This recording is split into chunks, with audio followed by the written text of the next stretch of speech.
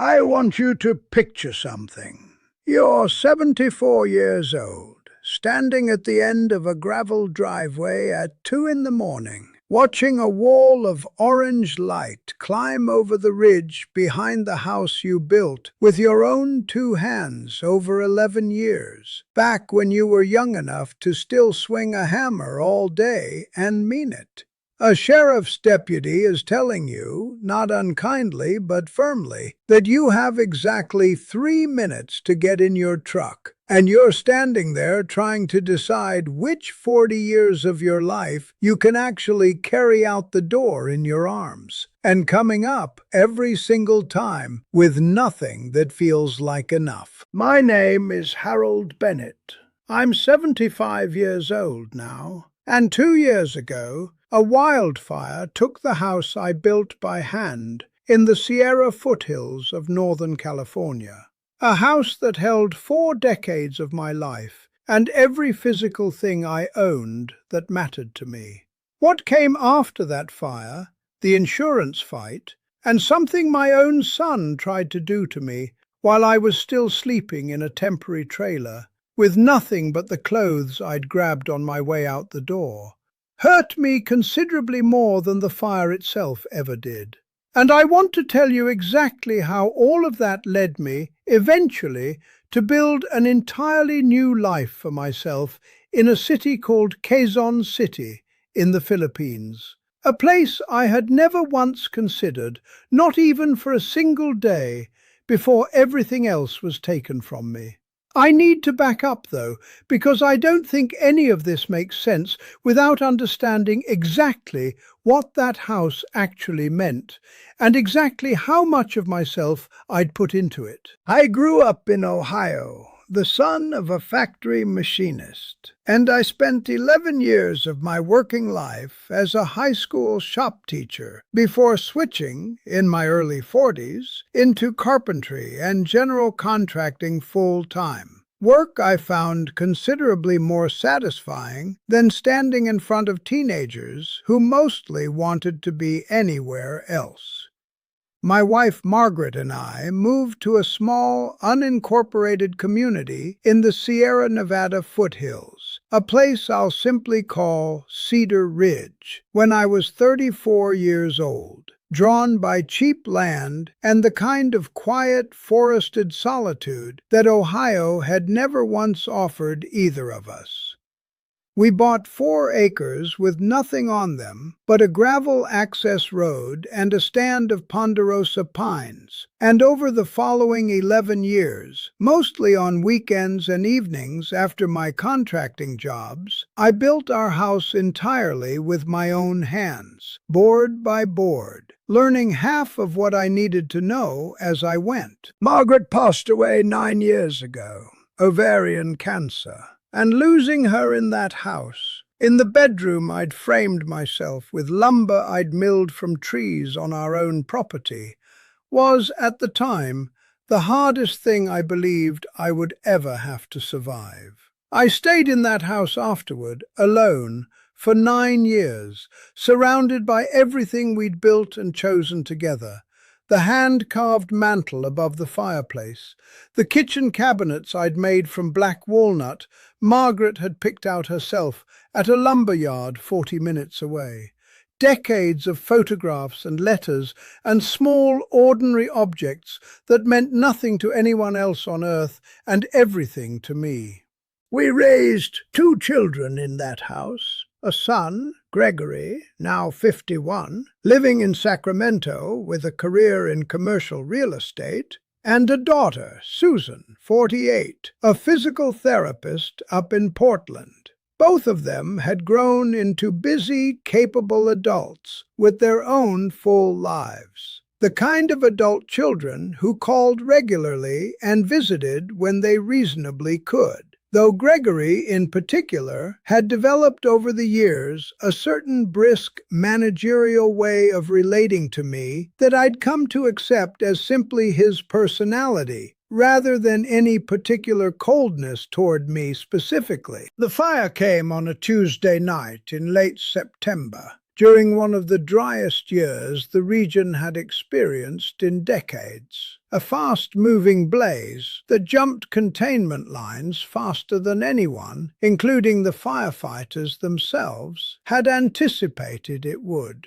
I remember the specific sound of the evacuation alert on my phone, and then, minutes later, an actual deputy pounding on my door, telling me the fire had already crossed the ridge 2 miles behind my property, and I needed to leave immediately. Not in an hour, not after I'd packed carefully, immediately. I grabbed in the space of those 3 frantic minutes a small fireproof box containing our marriage certificate and a handful of financial documents. A framed photograph of Margaret from our wedding day that happened to be sitting closest to the door, and my dog, an old golden retriever named Biscuit, who was, by that point, nearly as unsteady on his feet as I sometimes felt myself to be. I did not grab a single tool from the workshop I'd built by hand. I did not grab the hand-carved mantel, the black walnut cabinets, 4 decades of photographs stored in boxes in a closet I simply didn't have time to reach. I drove down that gravel driveway with the sky behind me already glowing orange, and I did not look back. Because looking back, the deputy following close behind me had made clear was not something I had time to indulge. I remember, with a clarity that still unsettles me 2 years later, the specific sound the fire made, even from that distance. A low, constant roar underneath the sharper cracking of trees somewhere behind me, and the way the smoke had already turned the moon a deep, bruised orange before I'd even reached the main road. Biscuit sat rigid in the passenger seat the entire drive out, panting hard, and I remember reaching over once at a stop sign that felt absurdly ordinary given everything happening around us, to rest my hand on his back simply because I needed, in that moment, to touch something alive and familiar. The house was gone by morning.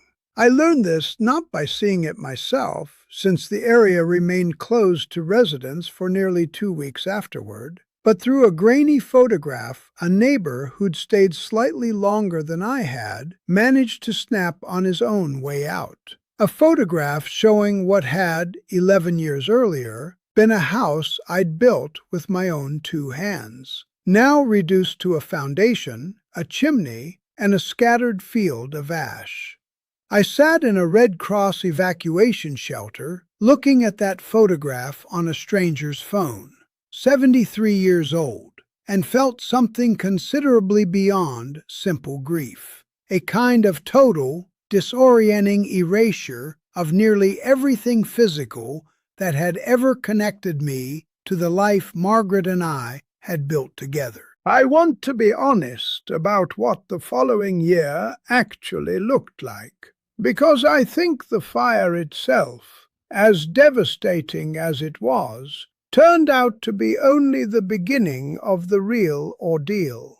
I spent the first several weeks in a series of temporary arrangements. A week with Susan's former college roommate who lived nearby, then a Red Cross-arranged hotel room, before finally settling into a small travel trailer I purchased with what remained of my checking account, parked on a friend's property about 20 minutes from where my house used to stand. I want to be clear that I am, by nature, not a man inclined towards self-pity, but I will say plainly that 73 years old is not an age at which most men expect to be living alone in a travel trailer, waiting on an insurance company to decide how much of your entire life is worth replacing. The insurance fight itself consumed the better part of the following 14 months, a process I still find difficult to fully describe without a considerable amount of remaining frustration.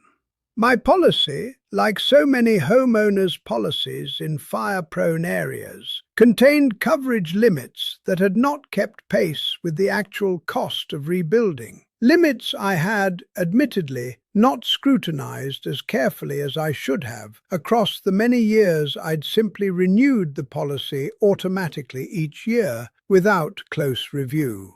The adjuster assigned to my claim disputed the replacement value of custom hand-built cabinetry and a hand-carved mantel that, by their standard depreciation tables, were valued at a fraction of what it would actually cost anyone to replicate them, treating 4 decades of accumulated craftsmanship as though it was simply off-the-shelf furniture depreciating on a standard schedule. I remember one particular phone call with that adjuster, a polite but unyielding young man named Trent, during which I attempted to explain that the black walnut cabinets in question had been milled from lumber I'd personally selected and cured over the better part of 2 years before ever cutting a single joint.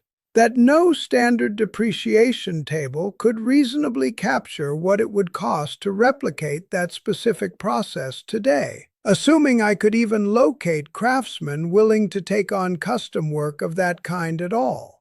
Trent listened politely, took notes, and ultimately came back with a figure that reflected almost none of what I'd explained, a pattern that repeated itself across dozens of similar conversations regarding nearly every significant item in the house. I hired an attorney eventually, a decision that ate further into savings I could not afford to further deplete. And the process of documenting, itemizing, and fighting for a fair settlement dragged on through most of that first year. Months spent filling out forms, gathering whatever old receipts and photographs I could reconstruct, sitting through calls with adjusters who spoke to me with a careful, practiced patience that never once felt like it was actually working in my favor.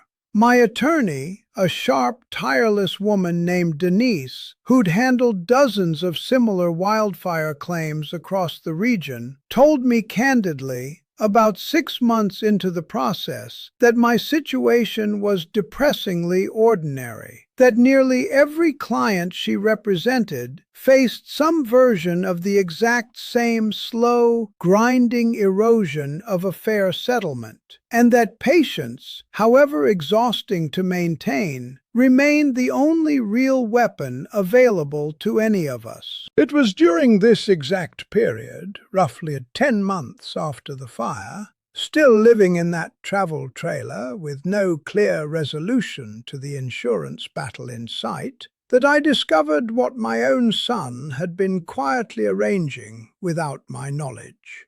I want to describe exactly how I found out, because I think the manner of the discovery matters as much as the plan itself.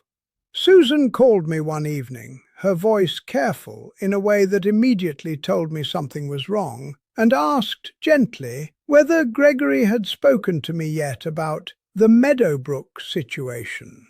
I told her I had no idea what she was referring to. There was a long pause on the line before she explained, clearly uncomfortable about being the one to reveal it, that Gregory had been in contact with a senior living facility outside Sacramento called Meadowbrook Commons, had toured it twice, and had, as far as she understood, already begun filling out preliminary paperwork on my behalf, intending, she believed, to present it to me as an already arranged solution, rather than a proposal I'd have any real say in. I called Gregory that same night, and the conversation that followed remains one of the most painful of my entire life.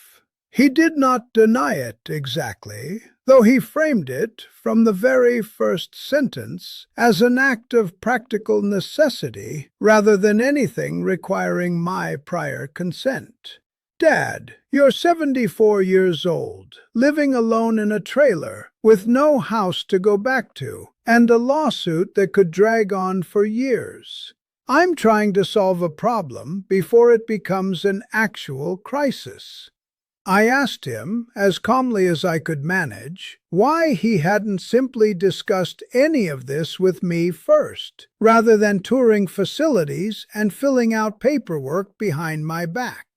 His answer, delivered with a brisk confidence I recognized immediately from years of watching him negotiate commercial real estate deals, was that he'd wanted to have a concrete, workable solution ready before bringing it to me. Rather than presenting me with an open-ended problem he assumed I'd struggle to solve on my own. I asked him directly whether he had actually spoken to anyone at Meadowbrook Commons about my specific situation, my finances, my actual capabilities, or whether he had simply assumed, based on my age and current circumstances, that I belonged in a facility of that kind.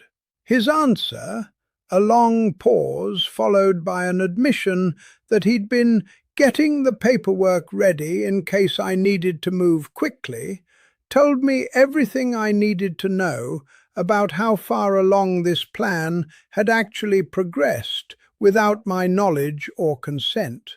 I remember standing in that small trailer, phone pressed to my ear, feeling something considerably more painful than anger, a specific, aching recognition that my own son had begun quietly writing the final chapter of my independent life without once asking whether I wanted it written that way at all. I want to be honest about how deeply that wounded me, considerably more, in its own particular way, than the fire itself had. The fire had been an act of nature, indifferent and impersonal. This was my own son, deciding, apparently with some confidence, that I had become a problem to be managed rather than a father to be consulted, quietly building a case for my own diminished capacity, while I was still, by any reasonable measure, entirely capable of making my own decisions about my own remaining years. The following weeks were tense in a way that strained my relationship with Gregory more severely than anything had in the previous 5 decades of our relationship. I told him plainly, in a conversation that grew heated on both sides, that I had not asked him to solve my problems for me, that I remained entirely capable of managing my own affairs, and that whatever came next for me would be a decision I made myself, not one handed to me as a fait accompli by a son who had apparently already decided the outcome. He, in turn, accused me of being stubborn and prideful, at an age when practicality ought to matter more than pride. Neither of us, in the moment, managed to fully hear the other, and I hung up that particular call, feeling more alone than I had felt even in the immediate aftermath of the fire itself. It was an old friend, a man named Chuck Ferris, whom I'd known since our shop teaching days together decades earlier back in Ohio, before both our respective moves west, who first mentioned the idea that eventually changed everything. Chuck had retired to the Philippines nearly 6 years earlier, and though we'd fallen out of regular contact over the years, he'd reached out after hearing about the fire through a mutual old colleague, offering sympathy and, almost as an afterthought, mentioning that his own modest retirement savings, considerably smaller than what Margaret and I had once accumulated, stretched further there than he'd ever imagined possible back in the States. Chuck and I had, in our younger days, spent countless hours together in the shop classroom, and I remembered him as a meticulous, patient teacher, the kind who'd rather show a struggling student the same technique 10 times than simply do the work for them. Hearing his voice again after so many years apart, steady and genuinely warm, despite the distance and time that had passed between us, felt like a small, unexpected mercy in the middle of what had otherwise been one of the loneliest stretches of my entire life. I called Chuck properly for the first time in years, mostly out of a desperate need to talk to someone who wasn't currently either fighting me over an insurance claim or quietly plotting my relocation to a senior facility without my knowledge. He listened to the entire story, the fire, the insurance battle, Gregory's Meadowbrook plan, and then he said something that stuck with me for weeks afterward. "Harold, you built an entire house with your own two hands once. You are not a man who needs someone else deciding where you're going to live out the rest of your life. But maybe it's worth actually looking at what's possible somewhere else, on your own terms this time, instead of just waiting for that insurance settlement to finally decide your future for you." I began researching quietly, in the evenings in that small trailer, the same way I imagine anyone facing an uncertain future starts turning over unfamiliar possibilities they're not yet sure they'll actually pursue. I read about the retirement visa available to foreigners over 50. I ran rough numbers on what my modest remaining savings, combined with whatever the insurance settlement eventually yielded, might actually sustain somewhere with a considerably lower cost of living than Northern California had ever offered me even before the fire.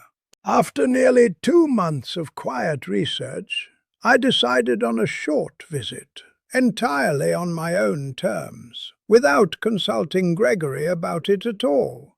A decision that felt, in its own small way, like reclaiming something he'd tried to take from me. I flew to Manila, and Chuck met me at the airport, and over the following 10 days, he showed me a version of the city I hadn't expected, focusing not on the more famous districts, but on Quezon City, a large, sprawling, considerably more residential section of the greater metropolitan area, where he'd settled specifically because it felt less frantic than the business districts further south, greener in places, with genuine neighborhoods rather than simply high-rises and malls. Chuck took me to a place called La Mesa Eco Park, an enormous nature reserve tucked improbably within the city itself, acres of actual forest and a large reservoir. And walking those quiet trails, 74 years old, I found myself thinking, for the first time since the fire, about trees in a way that wasn't entirely colored by loss. Chuck told me as we walked that he came here most weeks himself, not for any particular reason beyond the simple, quiet pleasure of being among actual growing things in the middle of a metropolitan area of well over 10 million people. A contrast that struck me, walking beneath a canopy that reminded me, however faintly, of the pines I'd lost, as exactly the kind of unexpected mercy I badly needed at that point in my life. We also spent an afternoon at a place called Eastwood City, a mixed residential and commercial development that Chuck described as popular with a younger, more urban professional crowd, though he assured me the surrounding neighborhoods offered plenty of quieter, more affordable options suited to a retiree's budget and pace of life. Chuck's own house sat in one such neighborhood, a modest 2-bedroom he'd bought outright years earlier for a fraction of what a comparable property would have cost anywhere near Sacramento. And sitting on his own porch that evening, watching the sun go down over rooftops instead of pines, I allowed myself, for the first time since the fire, to imagine what an actual rebuilt life might genuinely look like. I toured a modest but well-equipped private hospital during that trip. A habit I'd developed, I realized, almost entirely out of the practical caution the insurance ordeal had instilled in me, wanting to verify things with my own eyes rather than simply trusting second-hand assurances. The costs, when the administrator walked me through the general fee structure, were considerably lower than anything I'd have paid, even with Medicare back home, a fact that mattered enormously to a man whose entire understanding of financial security had just been upended by over a year of insurance company delays and disputes. By the end of that 10-day visit, I knew, in the particular quiet way you know something before you've fully committed to it out loud, that this was a path forward I wanted to seriously pursue. I flew home to California, and roughly 3 months later, the insurance settlement finally concluded, considerably less than I believed the house and its contents had genuinely been worth, but enough when I ran the actual numbers against what I now understood life in Quezon City would cost, to rebuild something entirely different from what Gregory had once quietly planned on my behalf. I told both my children separately about my decision. Susan, once she understood the full context, including her brother's earlier attempt to arrange Meadowbrook without my knowledge, was immediately and unequivocally supportive. "Dad, you built an entire house with your bare hands. Of course you're capable of building a new life somewhere, on your own terms. I think this is exactly right for you." Gregory's reaction was more complicated, a mixture of continued practical concern and, I suspected, some genuine unspoken guilt about the Meadowbrook situation that had never been fully resolved between us. "I still think this is risky, Dad, but I understand why you don't want me making decisions like that for you again."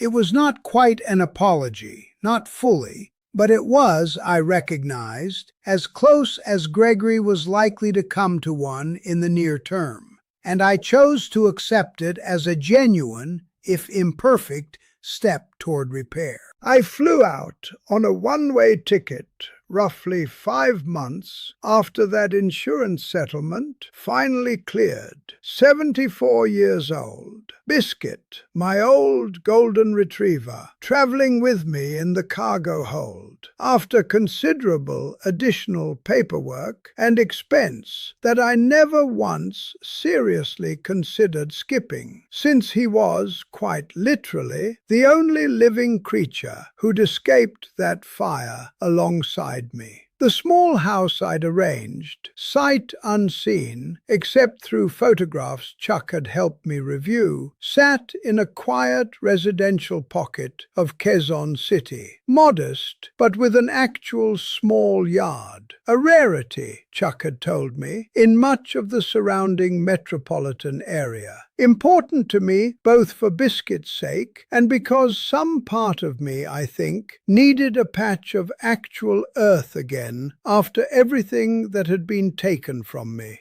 The first several months were harder than that brief visit had prepared me for. The particular disorientation of rebuilding an entire daily existence at 74 years old.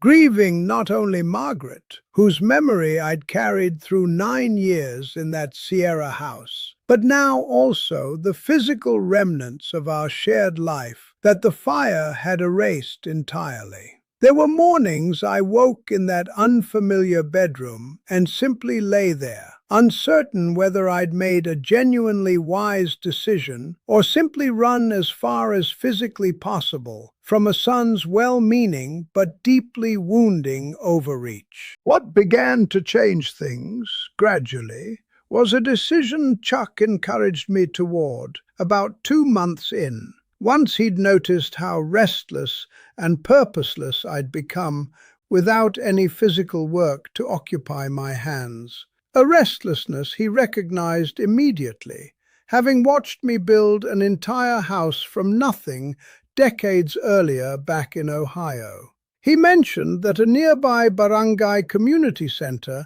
was looking for someone to help run a basic carpentry and woodworking program for local teenagers, many of them without fathers present in the household, several with fathers working overseas on long shipping contracts. Boys who Chuck suggested might genuinely benefit from an older man willing to teach them something practical with his hands. I said yes almost before he'd finished describing it, with an eagerness that surprised even me, given how long it had been since I'd held a proper set of tools in my own hands, rather than simply mourning the workshop that had once housed them. The very first session, working alongside perhaps 8 teenage boys on a simple shared woodworking project, a set of small wooden benches for the community center itself, I found myself, for the first time since that fire, feeling something considerably closer to whole than I had in over a year. There was one boy in particular, a serious, quiet 15-year-old named Emmanuel, whose father worked on a cargo ship somewhere in the Pacific, and who approached the woodworking material with an intensity and natural aptitude that reminded me, uncomfortably and movingly at once, of my own younger self, the boy who'd first fallen in love with the specific, satisfying logic of building something real with his own 2 hands. Emmanuel began staying after the official sessions ended, asking increasingly detailed questions, and I found myself teaching him techniques considerably beyond what the rest of the group was ready for.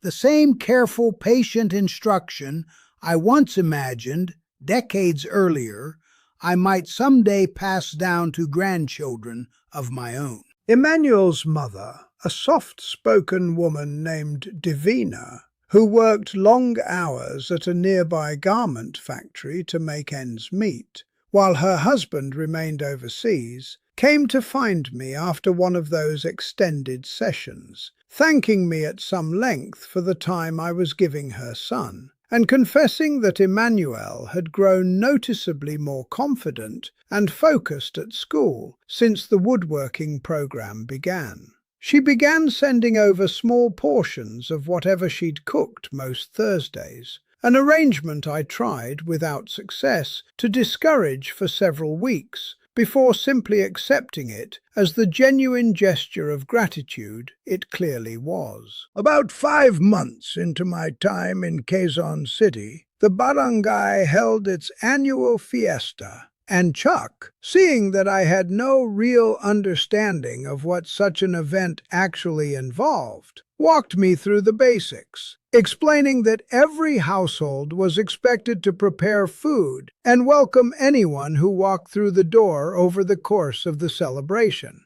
Rosario, my neighbor, and 2 of the other women from the street simply took over my kitchen the day before, insisting it was no trouble at all. And Emmanuel and several of the other boys from the woodworking program came by that afternoon with their own families, treating me, within less than half a year of knowing me, with a warmth and easy inclusion that caught me by surprise every single time it happened. I spent that entire afternoon on my small porch, Biscuit dozing at my feet, greeting a steady stream of neighbors I was only beginning to properly know. And I remember thinking, watching the whole scene unfold, that I had not experienced anything resembling that particular kind of communal warmth during any single holiday across my previous 9 years alone in that Sierra house, however much I had loved that house and everything it once contained. About 7 months into this new life, I had a health scare that tested, in a very concrete way, whether the community I'd built here could actually hold up under real pressure.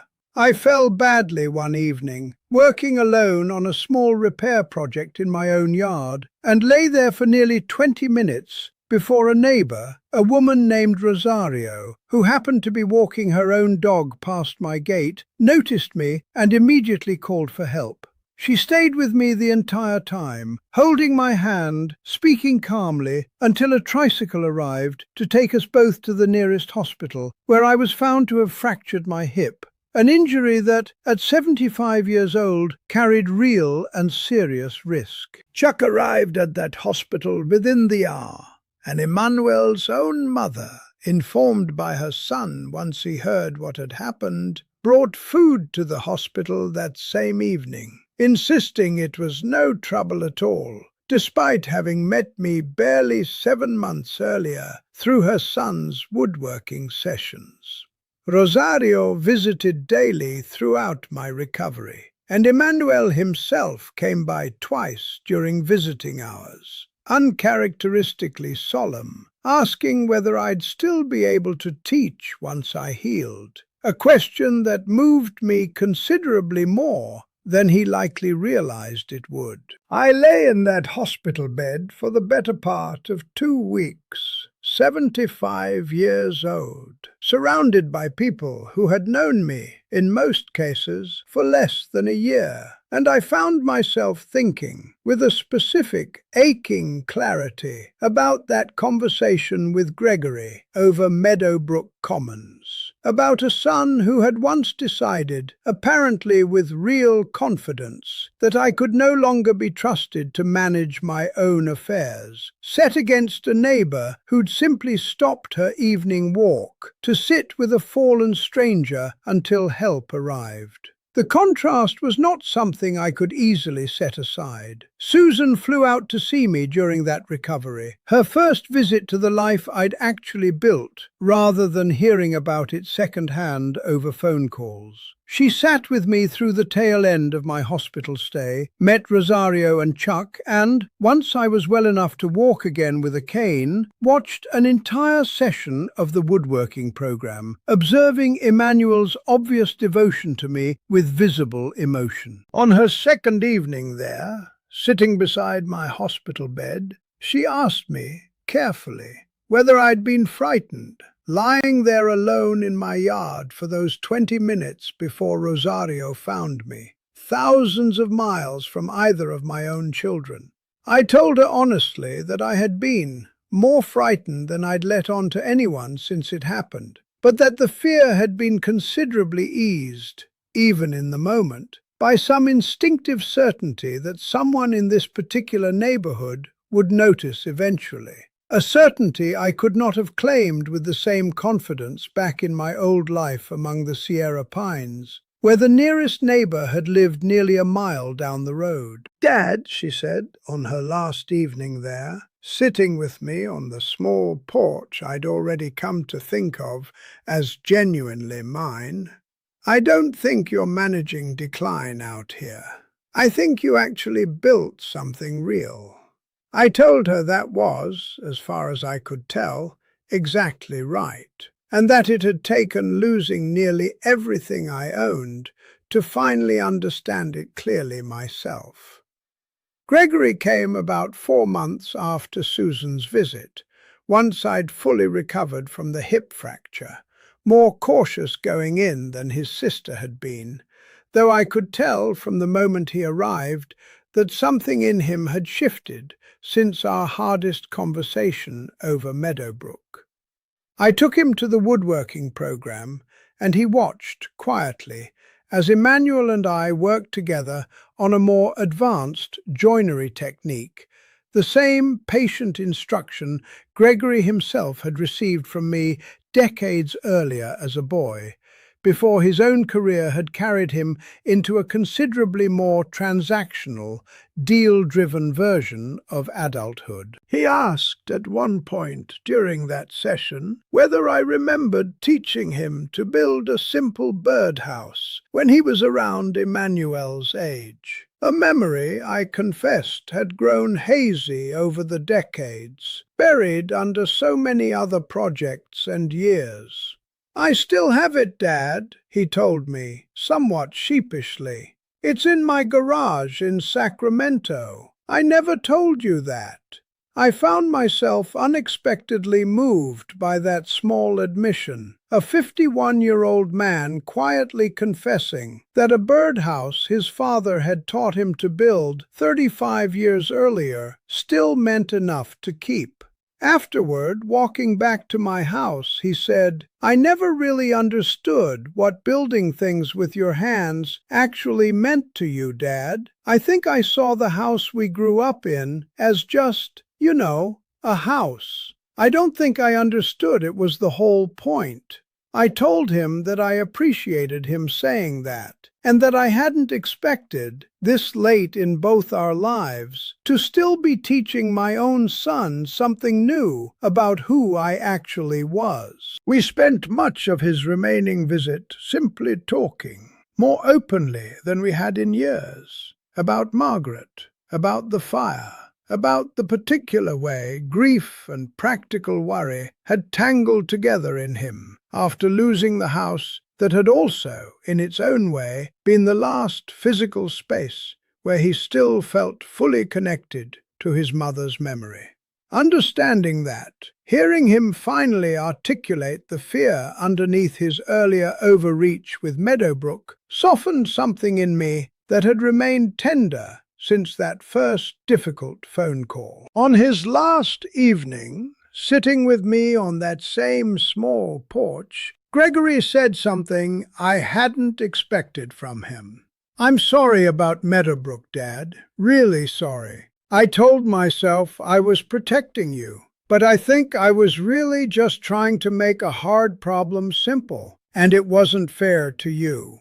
I told him I appreciated hearing that, plainly, without qualification, and that I understood, better now than I had in the moment, that his intentions had likely come from genuine worry rather than any real desire to diminish me. That did not erase the wound entirely, and I don't believe either of us expected it to in a single conversation. But it was, undeniably, a genuine and necessary beginning toward repair. I am 75 years old now, 3 years past a fire that took nearly everything I owned, and 2.5 years into a life I could not have imagined for myself before any of this happened. My monthly expenses here, rent on the small house, food, Biscuit's veterinary care, the occasional supply run for the woodworking program, come to somewhere around 50,000 pesos, just under $900, comfortably covered by my Social Security and the modest remainder of my carpentry pension, with room left over that never once existed during those 14 frustrating months of insurance disputes back in California, when every unexpected expense felt like it might tip me into genuine financial crisis. My days here have a rhythm I've come gradually to treasure. Mornings belong to Biscuit's walk through the quiet streets near my house, a walk considerably shorter and slower than it once was back among the Sierra pines, but no less genuinely mine. Several afternoons a week belong to the woodworking program, where Emmanuel, now 16, has become skilled enough that he's started helping me teach the younger boys, a development that fills me with a specific, particular pride I did not expect to feel again at this stage of my life. I think often about that gravel driveway at 2 in the morning, about the 3 minutes I had to decide what 40 years of my life were actually worth carrying out the door. I think, too, about Gregory's Meadowbrook paperwork, about a son who once decided, quietly and without consulting me, that my remaining years should be managed rather than lived. I do not believe I have fully set aside either wound, and I don't think either one will ever completely disappear. But I have learned, at an age when most people assume every major lesson of their life is already behind them, that losing everything you built does not have to mean you've lost the capacity to build again, and that the people who truly see you clearly are not always the ones who share your blood, but sometimes the ones willing to stop on an ordinary evening walk and simply sit with you until help arrives. If there is one thing I would want another man watching this, standing somewhere at his own version of that gravel driveway, wondering what's actually left to build with, to understand, it is this. Your hands remember how to build long after everything they once built has been taken from you. I built an entire house once, board by board, out of raw lumber and 11 years of patient evenings. It turns out I still had at least one more house left in me, even after the fire took the first one entirely. Even after my own son tried, gently but firmly, to convince me I no longer had the capacity to build it. If this story meant something to you, I would be grateful if you would like this video and subscribe. There are more stories like mine, and I believe you will find them worth your time. Thank you for sitting with me through this one. I will see you in the next.